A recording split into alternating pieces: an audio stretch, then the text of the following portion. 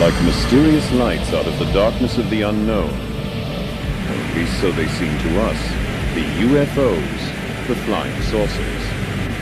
As real as they may appear at the time, they are nevertheless intangible illusions between fantasy and reality. Most scientists, however, remain skeptical. They speak mostly of unexplained phenomena, of optical illusions, or refer to the secret research carried out during the period of the Third Reich. A documentary of mystical stories. What's more, these phenomena are even mentioned in the German Armed Forces technical manuals. As a matter of fact, the world's first reported UFO sighting seemed to confirm this theory. On the 14th of December, 1944, Reuters reported in the New York Times, "A mysterious illuminated ball is the latest Nazi air warfare weapon. This means that towards the end of the Second World War, Germany was in possession of a secret weapon which displayed all the typical characteristics of a UFO." Our quest for German UFOs has been extremely difficult. We gathered together mysterious reports and stories, underground literature, photographs, sketches, and fragments of handwriting. And we tried to make contact with individuals who had been involved with the former secret societies Thule and Vrill, as well as the Black Sun organization. One person we encountered would only say, "Those who know do not speak. Those who speak do not know." The first part of our puzzle took us to pre-First World War Vienna, where all sorts of esoteric, occult, and Sumerian ideas and material were circulating. Ideas which would later be taken up by the Third Reich, and with them the vision of a new and unconventional technology. It was a period which witnessed an enormous blossoming of various secret doctrines and orders. Templars and Rosicrucians, Illuminati and Freemasons, Anthroposophists, Theosophists, Neo-Templars and Armanen. Some of them seemed suddenly to have woken up after a centuries-long sleep. What had disturbed their slumber was this: the impending arrival of the prophesied New Age, the changeover from the age of Pisces to the Aquarian Age. Every one of these groups felt themselves called upon to make their mark on the approaching era. At the beginning, heretical theologians as well as Oriental, Nordic, and Atlantis scholars all worked in concert, fascinated by one goal: the new golden age.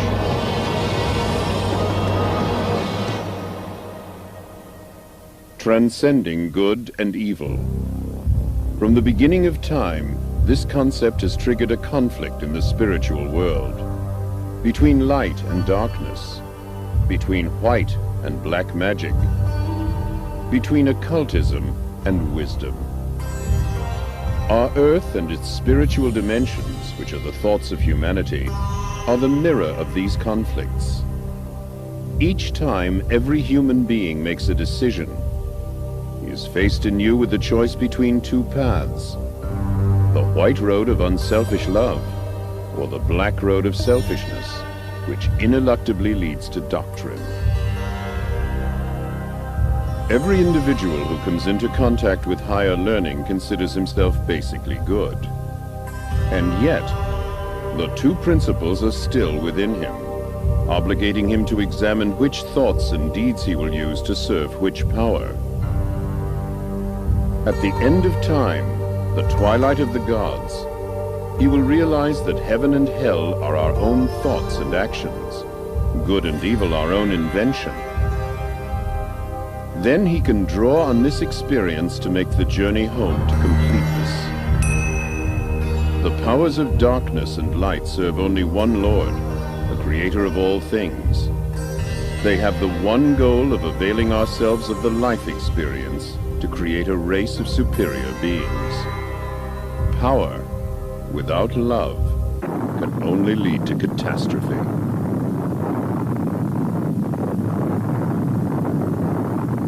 Back then, a young man came into contact with all these secret teachings in Vienna: Adolf Hitler. He read all the books and other literature he could find on these subjects. Hitler soon evolved a vision whereby he realized the world would have to be reforged to pave the way for a new age. The way was now marked out for the steps he would take. The sole power that seeks renewal and yet creates destruction. By the same token, this period would also see the development of positive knowledge, which would lead to the creation of a comprehensive technology. And once again, our search for clues in our quest for the alternative technology, supposedly responsible for the German UFOs, which would appear later, led us back to Vienna, to the year 1917. 4 men and a woman met here in the Viennese cafe Schopenhauer. The young Maria Ortisch, a spiritualistic medium from Zagreb, the student and fighter pilot Lothar Weitz, the occultist, orientalist, and officer Karl Haushofer, Rudolf von Sebottendorf, an occultist who had recently returned from the Orient, as well as Prelate Gernot from the Order of Knights Templar. Their subject was the coming of the New Age. They spoke of secret revelations, the Spear of Destiny, the magical violet black stone. They discussed the possibility of making transmedial contact with the ancient Germanic and Babylonian deities, Ishtar, Ostara, and Isais, and of communicating with distant worlds, not only on this side, but also on the other. It is quite likely that this coffeehouse meeting witnessed the birth of the secret Thule Society, which in turn later spawned the German National Socialist Party, the SS, Black Sun, and the Vrill Society, which in its turn gave a foundation to the occult activities of the Third Reich and the new comprehensive technology. And the beginning of German UFOs. What was the secret behind it all? The invincible source of power for them was the Black Sun, an infinite beam of light which, although invisible to the human eye, was nevertheless there and very real. Just as the bright daylight sun can illuminate the exterior, so the dark sun can light up the soul of man. It illuminates the divine light. To this very day, the occult philosophy of the Third Reich is veiled under a thick cloud of mystery and secrecy. Its leaders were drawn from the ranks of the Thule Society and the SS. In many ways, their ideas differed significantly from the accepted National Socialist Party line. Their emblem was the Black Sun. A secret philosophy thousands of years old provided the foundation on which the occult practitioners of the Third Reich would later build. The Black Sun symbol can be found in many Babylonian and Assyrian places of worship. Even the Phoenicians and the Carthaginians knew of the symbol and the beliefs that it represented. The Babylonian and Assyrian civilizations often depicted the Black Sun, the Godhead's inner light, in the form of a cross. Assyrian kings wore an insignia which in no way differed from the one more commonly known as the German Knight's Cross. This means the origin of this cross is many thousands of years older than Christianity. We have no way of knowing just what exactly was going on in the minds of the occultists of the Third Reich, and to what mysterious ends their ideas would lead them. Perhaps they believed in the ancient prophecy of the New Babylon, which would rise again in some unspecified centrally located country when the third Sargon would return. The secret knowledge and the prophecies which the Knights Templar had brought back with them from the Orient had been slumbering for centuries, waiting for the time of fulfillment to approach.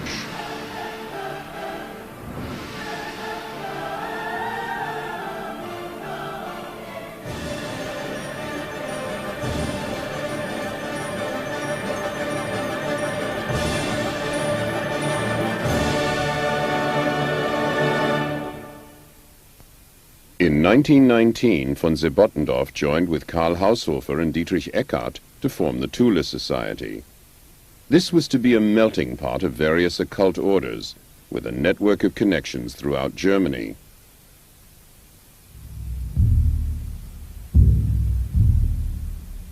The center was to be in Munich.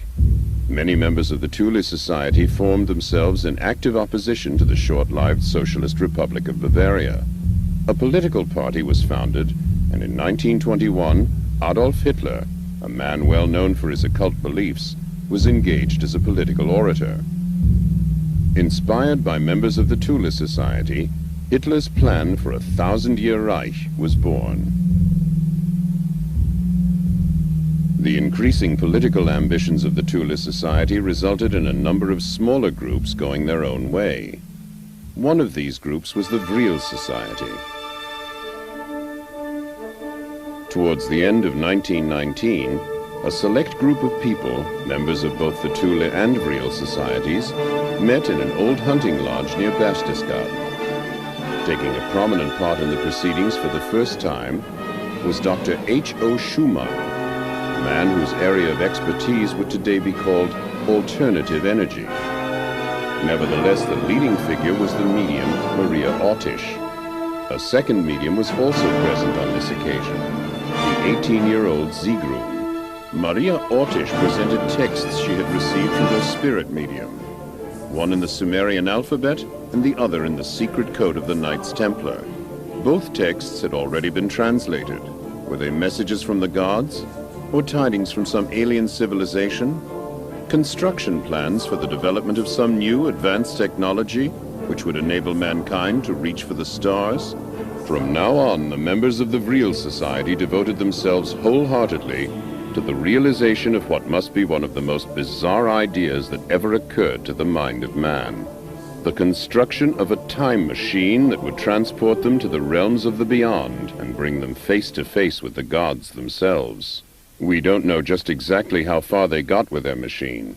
The experiments carried out lasted almost 2 years. What we can say for certain is that the machine was the inspiration behind the Vrill levitation power unit.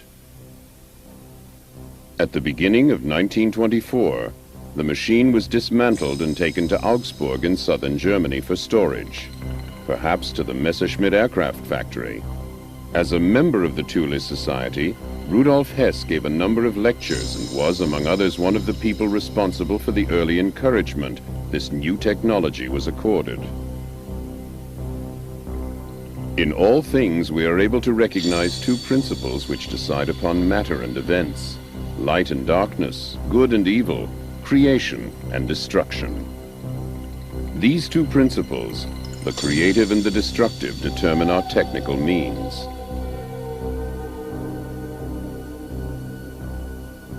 Another advocate of this new technology was Victor Schauberger. Your propulsion theory is a mistake. This statement was made by inventor Victor Schauberger, who was believed to be associated with these esoteric societies. It addresses one of the essential points of the issue. Nowadays, we would call this the search for an alternative form of energy. Back then, however, there was much more at stake, namely the quest for another science, a radically different technology. To put it simply, we could say implosion instead of explosion. The positive elements among the esoteric scholars of the Third Reich were aware that all divine creations have always been creative, never destructive. A technology which results in explosions and is based on the principle of destruction cannot therefore really be in keeping with divine intentions. All internal combustion engines, for example whether piston engines or rocket propulsion systems, work on the principle of an explosion, in other words with destructive capabilities. Their ultimate effect is sure to be destructive. The environmental damage meanwhile visited on the planet by the technology of explosion, including atomic energy, exhaust fumes, and so on, makes it quite clear that the call for a new technology, like the one under discussion back then, is clearly justified. Victor Schauberger's experimental flying prototypes worked on the principle of levitation. Esoteric knowledge played an ever-increasing role in the search for new sources of energy and motive power. Such research as there was particularly important in the development of electrogravitational and tachometric propulsion. This seemed to be at the very core of the alternative technology. the energy source of the future, cheap, clean, and independent of raw materials. Two special departments, U-13 and SSE-4, were set up to concentrate exclusively on the realization of this new technology. Die Intuition Johannes Keplers führte ihn zu dem Geheimwissen der Pythagoreer. Johannes Kepler introduced him to the secrets of Pythagoras. Victor Schauberger's vibratory theories tied in with the traditional teachings of Pythagoras and Johannes Kepler. The monochord, an acoustic measuring instrument used by Pythagoras, demonstrates to us how the universe was created using sounds, which we obtain through a division of the sides. The entire universe was created using this principle of harmonic resonance. Nach dem Prinzip der Obertonreihe ist der ganze Kosmos aufgebaut. Ganzzahlige Verhältnisse, Proportionen bestimmen den Aufbau der Materie. Auch im Weltall und in den Atomen. Das chemische Periodensystem der Elemente, die Mendelschen Vererbungsgesetze, die Blattstellungsgesetze bei den Pflanzen, auch der Aufbau der Kristalle und so weiter. Überall, wo wir mathematische Strukturen, Proportionen haben, kommen wir auf das Grundprinzip des Monochords, die Obertonreihe. Victor Schauberger benutzte die Mathematik des Monochords, um seine integrale Technik und seine Lehre von den inneren Welten, von den Schwingungen der inneren Welten zu entwickeln und auszubauen. Übrigens, seine Mathematik ist nicht euklidisch. Die Geheimlehre der Pythagoreer wurde von den Templerorden übernommen, aufbewahrt und überliefert. Und Victor Schauberger hat sich dieses Wissen zunutze gemacht, um seine integrale Technik zu entwickeln und ist so zur Implosion gekommen. Anhand des Energieplans der Natur sehen Sie hier das Alpha und Omega, den Grundton bis zu den Obertönen bis hinauf zum letzten Ton, so wie das ganze Universum aufgebaut ist. Alpha Symbolically, Alpha and Omega represent spirit and matter. Therefore, what we have here is something whole. This knowledge, therefore, makes an all-embracing science possible. Implosion is the utilization of the potential of the inner universe within the outer universe. Due to the forces of energy and evolutionary science, we've been able to make great strides in the field of antimatter, and with it, do away with the effects of gravity. Gelangen wir in den Bereich der Antimaterie und damit zur Aufhebung der Schwerkraft. Im Juni 1934 wurde mein Vater von Reichskanzler Adolf Hitler In June 1934, my father was invited by the Reichschancellor Adolf Hitler to discuss his work. Hitler wanted to know about his discoveries and talk about the various possibilities and what his great plan was. And he said, yes, I'm looking for a new technology which must once again harmonize with the natural order of things. And that is my real program. Kurz vor dem Eintreffen der beiden Reichsbeauftragten Shortly before the meeting, Hitler, as Reichschancellor, gave the two deputies his orders. The two had come to discuss Hermann Göring's plan. An die zwei Reichsbeauftragten vom Hermann Göring-Plan. Herr Victor Schauberger, Sie werden das and mit he den said, beiden Herren Herr Victor besprechen. Schauberger, you will speak with the two Reichsdeputies, and tomorrow, or by the latest the day after tomorrow, a second meeting will take place. And he said to the two deputies, I find the plan fascinating. Yes, we Germans will bring about a whole new science. Wir Deutschen werden eine Biotechnik in Szene bringen. The Socialist Party came to power, the occult societies withdrew into the background. Within the SS, the Thule Society created a separate secret organization called the Black Sun. The Vrill Society carried on much as before with its scientific research. According to reports, the Vrill Society had by the middle of 1934 created its first experimental circular aircraft to be propelled with the anti-gravitational effect, the RFC-1.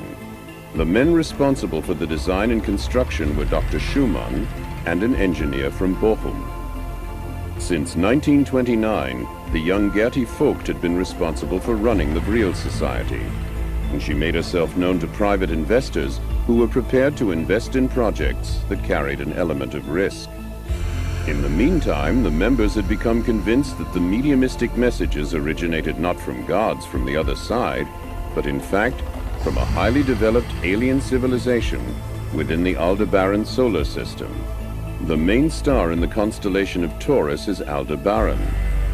Could it be that the Sumerians, whose language remains a mystery to this day, were Aldebaranians? If they did perhaps once land in Mesopotamia, it is interesting that the inscriptions on the royal tablets tell us when the royal power came down to us from the heavens. The Vrill and Thule societies were not alone in their vision of space travel in the Germany of those days.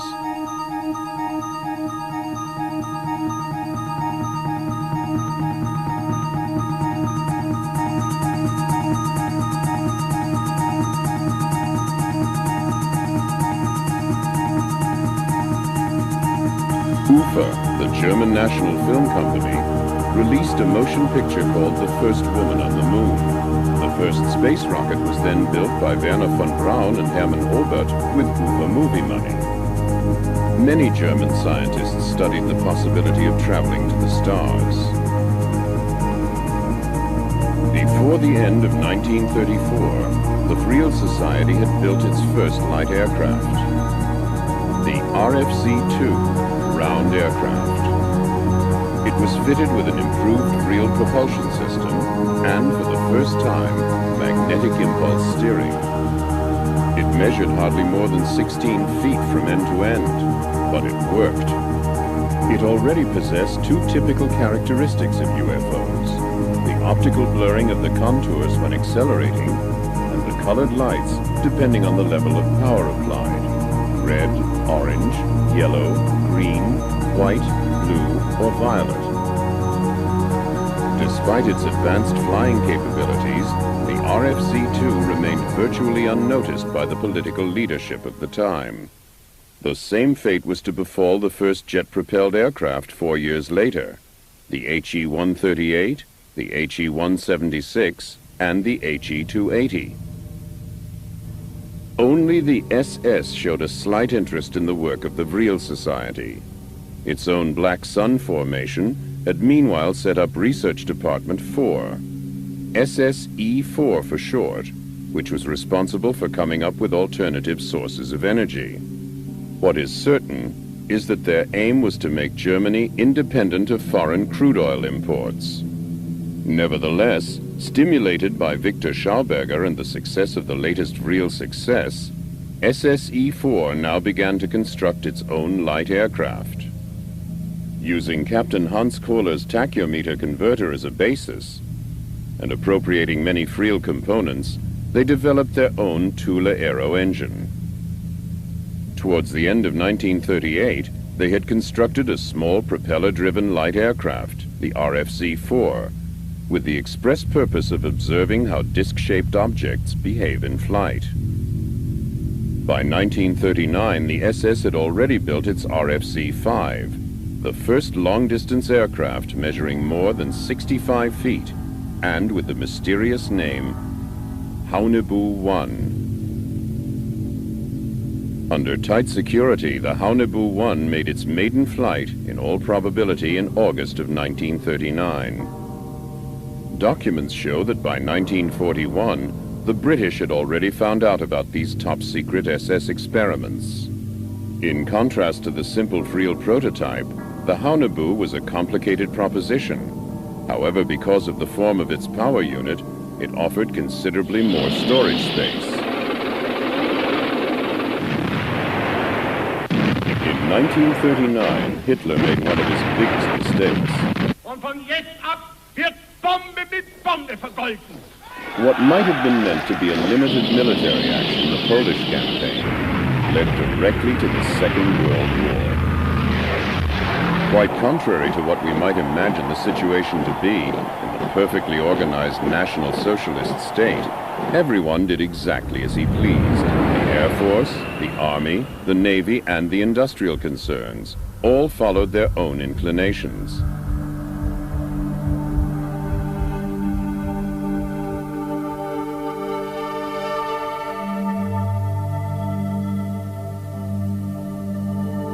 competition for armaments contracts became intense.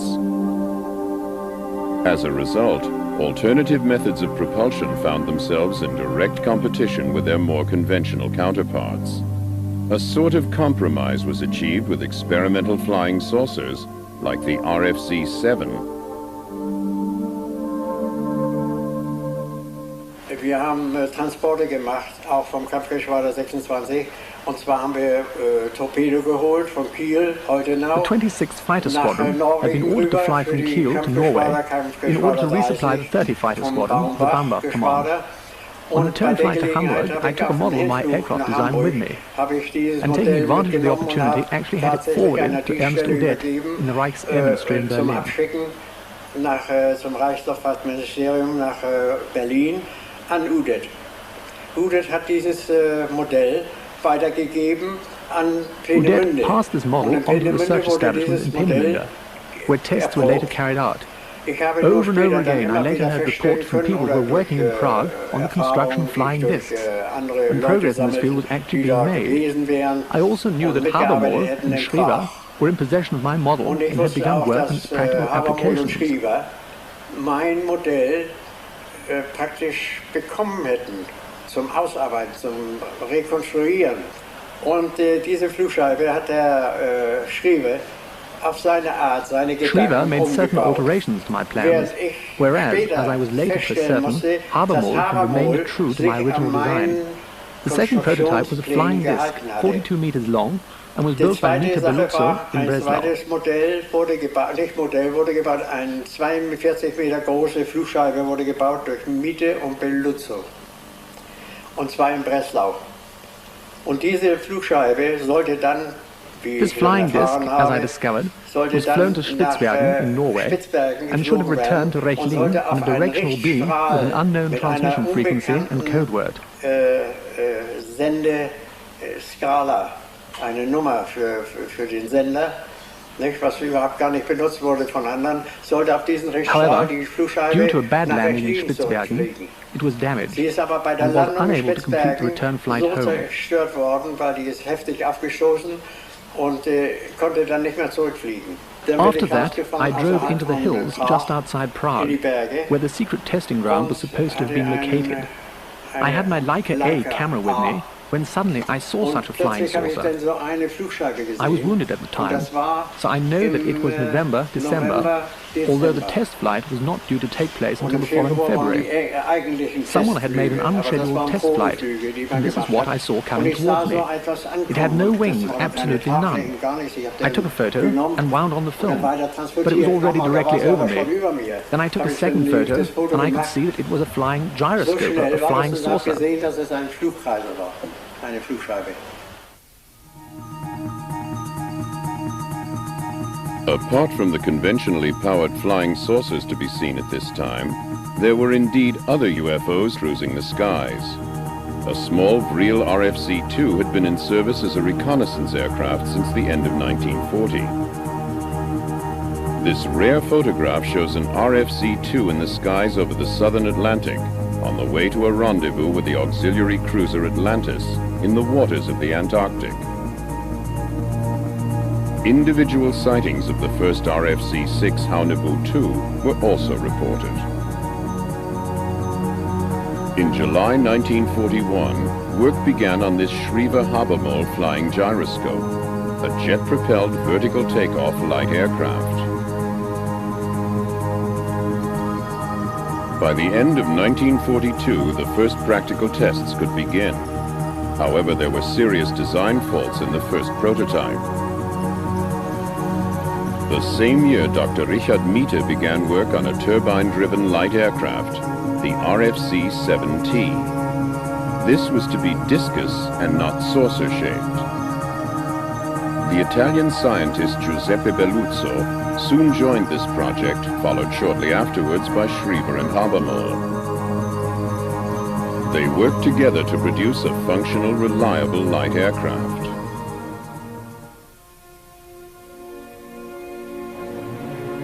And so, on the 17th of April 1945, Richard Miete was able to report to Adolf Hitler, "Today, under my direction, and in the presence of 3 Luftwaffe officers, the V-7 was tested in the skies above the Baltic.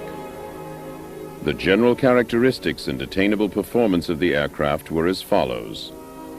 The V-7 was a supersonic helicopter fitted with 12 BMW 028 turbo aggregate engines. During the first test flight, it reached an altitude of 78,000 feet, and on the second, rose to 80,000 feet. The craft can in principle be powered by unconventional energy sources. My background includes remote sensing technology and the exploration of the UFO phenomena.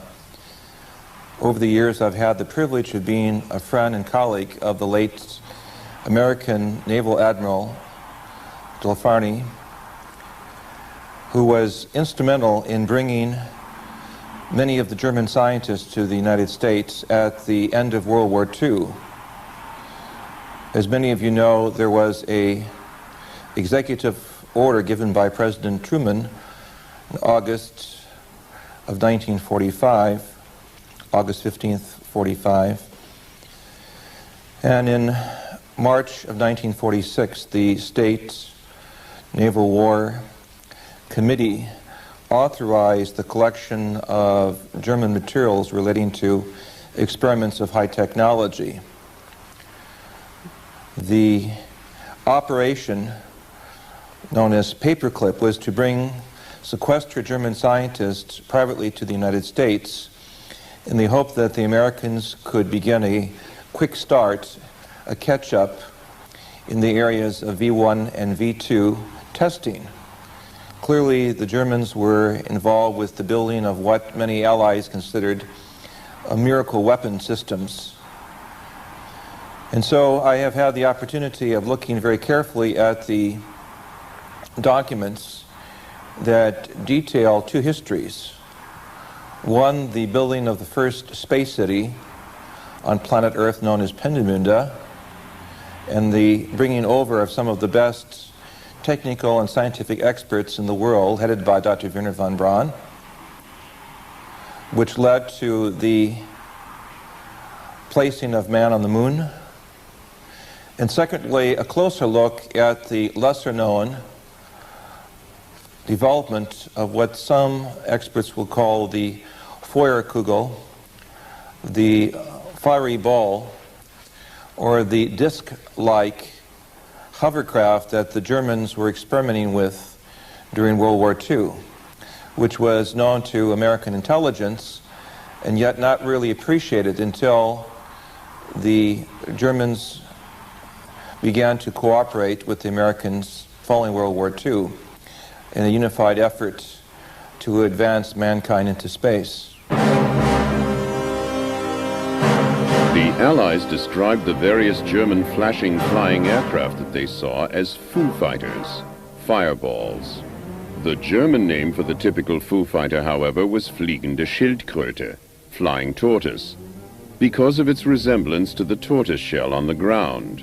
It had been developed by a specialist technical unit of the SS in the Vienna suburb of Wiener Neustadt. It was in fact an unmanned flying probe. Its mission was to fly close to enemy aircraft and wreak havoc on the electrical circuits. In addition, it was equipped with a special type of klystron tube. The SS spoke of death rays. I was a fighter pilot in World War II. I served a career of 24 years as a fighter pilot in the United States Air Force.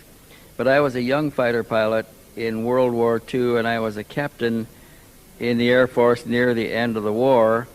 And we began receiving reports sometime in 1943 of Foo Fighters, fireball fighters. They were balls of brilliant light, sometimes brilliant green and sometimes brilliant orange light, sometimes the size of a basketball and sometimes much bigger, that would get in formation with our bombers and stay there. Nothing, you couldn't shoot them down.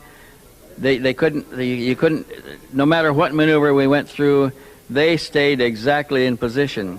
I had friends who reported these balls of fire appearing outside of the cockpit of a fighter aircraft only 10 and 15 feet away, and they did every maneuver they could think of, dives and rolls and everything, trying to get rid of this ball of fire out there, and it remained in exactly the same position no matter what they did.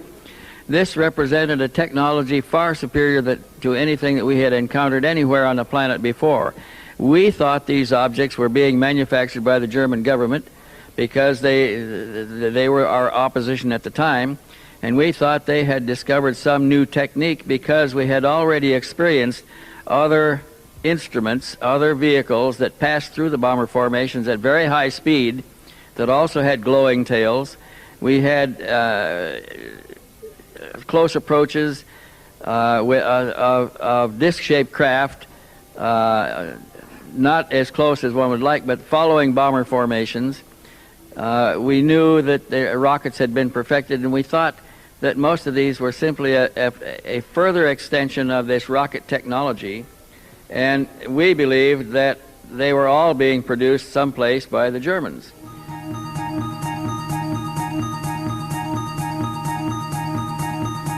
Now let's return to those people who right from the start were responsible for this. In the winter of 1942, a new light aircraft circled the Vril testing ground, the Vril 1. A single-seater with an overall length of 36 feet. In other words, the dimensions of a fighter aircraft, which was what the Vril was intended to be.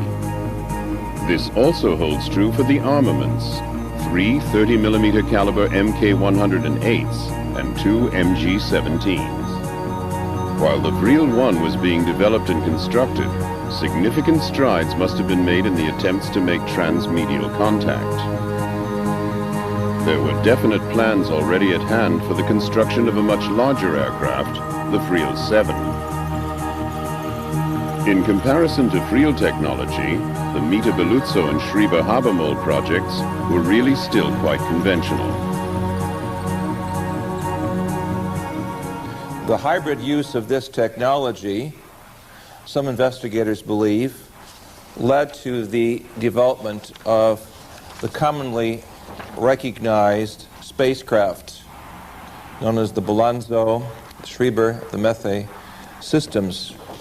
The first, the second, and the third prototypes of which we see here represent the most commonly seen and observed spacecraft worldwide since 1947.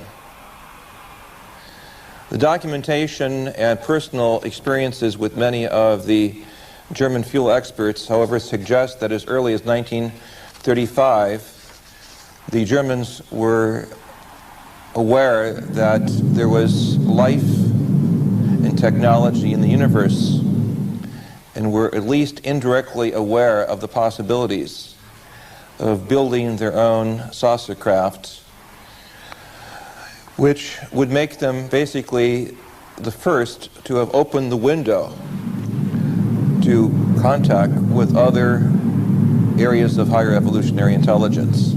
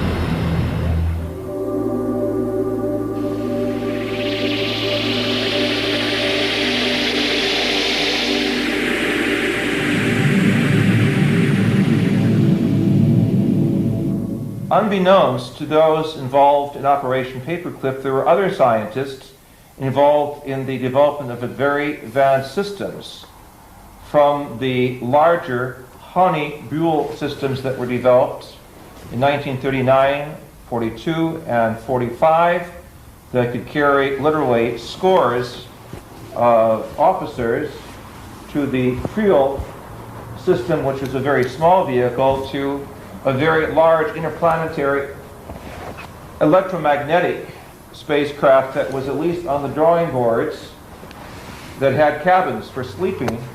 We have a prospect of a vast system that made use of underground facilities for the preparation and launching of these most unique saucer craft that literally baffled the Americans and the British. The SS, however, had a more audacious plan. There were, at least on paper, plans for a giant Haunebu spaceship with a diameter of over 400 feet. And if the reports are correct, there was even a 230-foot-long Haunebu 3. Just before the end of the Second World War, Department SSE-4 planned to build its own gigantic UFO space station. It was to have been assembled in the old Zeppelin hangars. Its name, the Andromeda Machine. Weights of more than 100 metric tons wouldn't have posed any difficulty to the Vril gravitational engine. Where did the inspiration come? If we look back at the history of the ancient Near East, keeping in mind that the German philosophers were some of the best Orientalists, the work of Friedrich Delitzsch, who was one of the foremost Assyriologists. In his book, Bibel und Babel, the study of Babylon and the Bible, we acknowledge a reference to flying spacecraft. We have the same concepts in the Sanskrit traditions of the Vimana. The Germans were clearly well aware throughout the history of some 12 to 6,000 to 3,000 years, depending upon Oriental and Near Eastern history, that these craft did exist, and thus began in the 30s a very intensive effort to try to look at these exotic systems that could cross, as it were, the space barrier and open the window to contact with other worlds. It's this very unique scenario, the contact with other worlds, that is the most important part of the history of the Third Reich. For how does this type of experiment arrive on the scene? That is to say, the genetic experiments. How does this type of experiment arrive on the scene? That is to say, the ability to come up so quickly with such a vast category of different space systems of flight and navigation. How does this system of a global science, that is to say, that gives German experts the ability to make expeditions to Kashmir and to the South Pole, suddenly appear on the scene? Obviously, there are higher connections. Many expeditions were mounted before and even during the war. Not just in the Near East, but also as far afield as South America, such as this one led by Edmund Kiss. And in the remotest regions of Asia, under the leadership of the famous Swedish explorer Sven Hedin. It was the search for traces of a higher knowledge.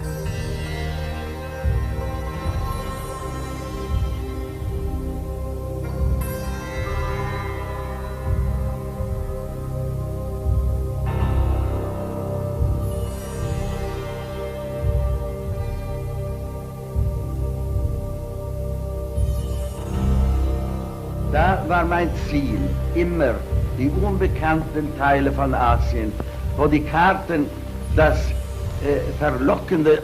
My aim was always those unknown parts of Asia, where the maps bore that enticing word unexplored over the white expanses. Such were the areas of inner Asia and Tibet that I've always sought out. That is to say, I've always had a feeling and a belief that in the middle of the desert, where there was not a soul to be found, where there were no roads, perhaps there could I discover traces of some ancient civilization.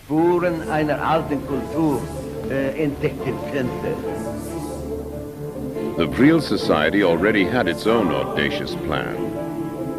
They got together around Christmas 1943 for a secret meeting in the German Baltic Sea resort of Kolberg. We don't know exactly what was discussed behind closed doors on that occasion. We do know, however, that one subject was right at the top of the agenda. Operation Aldebaran, on which the mediums Maria and Sigrun divulged new transmedial information. Fragmentary though these transmedial messages are, they nevertheless enable us to form an amazingly clear picture of their meanings.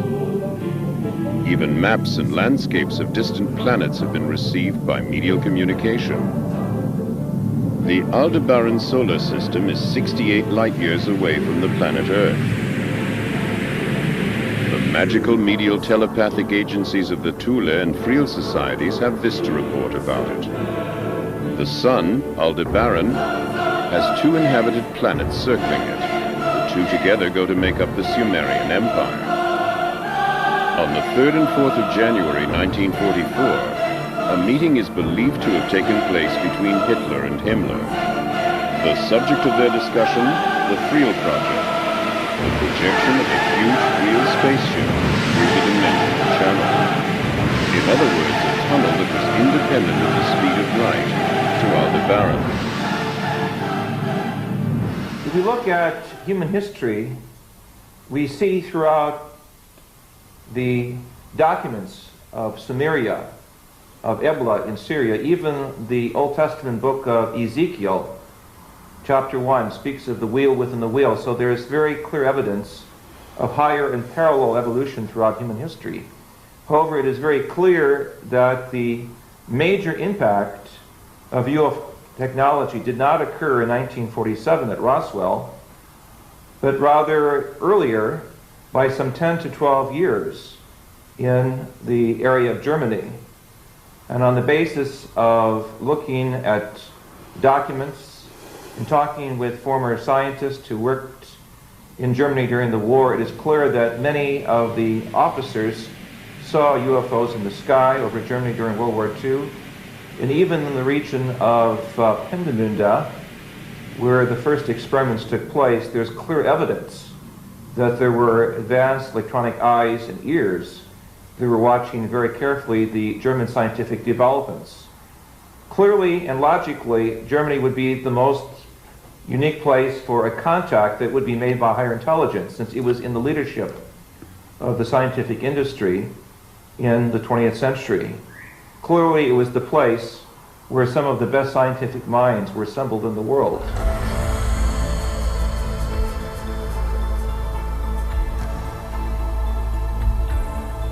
Can we really disregard the possibility that there was an alien influence or contact at work at that time?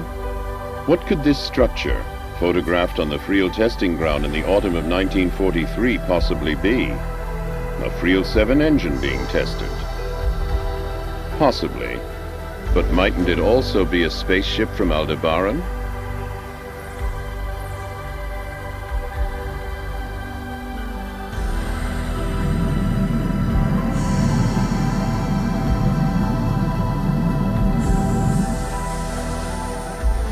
Now, we know that in the early parts of the war, there were certain factions of the Allied forces that did not believe he had a secret weapon. And it wasn't until the Americans made much emphasis of this that they began to look at it seriously, and indeed did discover that Hitler not only had a secret weapon, he had what we would call today a UFO or spacecraft. He had one already off of the drawing board and flying, and it was capable of 1,200 miles an hour, vertical takeoff, 90-degree changes, and much like a helicopter, and of course was far superior to anything the Allied powers had at that time.